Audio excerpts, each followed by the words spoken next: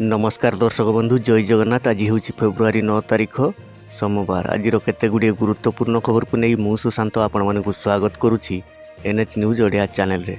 Video को skip न करी शेष जाए देखंतु एवं एही भली नुआ नुआ खबर जानिबा पई हम चैनल को सब्सक्राइब करि नियंतु। तबे डेरी न करी चलंतु खबर आरंभ करिबा।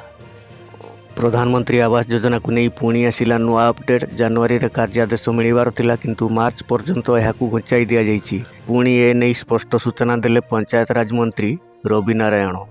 मंत्री कहिसंती जे केंद्र मंत्री शिवराज सिंह चौहान ओडिशा गस्तरे आसिबे तो तापरे जाई प्रधानमंत्री आवास योजनार कार्यादेश बंटन करा जिवो। तो एही डेडलाइन को से कहिसंती मार्च शेष सप्ताह सुधा निश्चित भाव प्रधानमंत्री आवास योजनार कार्यादेश बा वर्क ऑर्डर दिया जिवो। राज्य में स्वाभाविक हेउनी धान बिक्री। नुआपड़ा जिले में टोकन न पाई चिंतार चाषी। राजकनिकार समवायी संपादकों को घेराव पर उत्तेजना।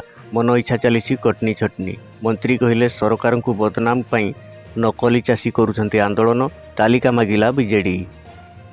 राज्यव्यापी विभिन्न महोत्सव को अति आडंबर पालन। मंचरे लगुच मंत्री गहली हेले एपर्यंत खर्च हो पारुनी पूर्व बजेट रे हेउथिबा बय बरात।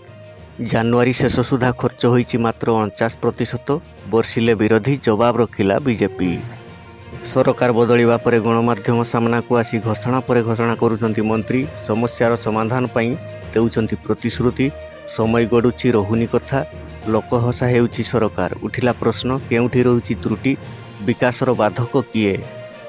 गणशिक्षा मंत्री कहउछंती बंटा सरिछि स्कूल पोशाक। गुमर खोलिले केन्द्रापड़ा डीईओ।